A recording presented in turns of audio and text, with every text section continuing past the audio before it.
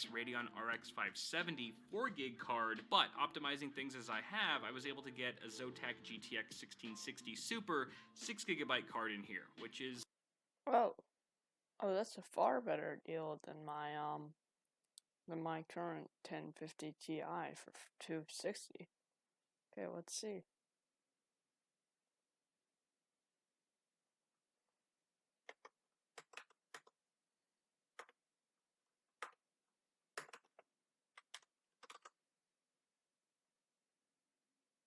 Oh,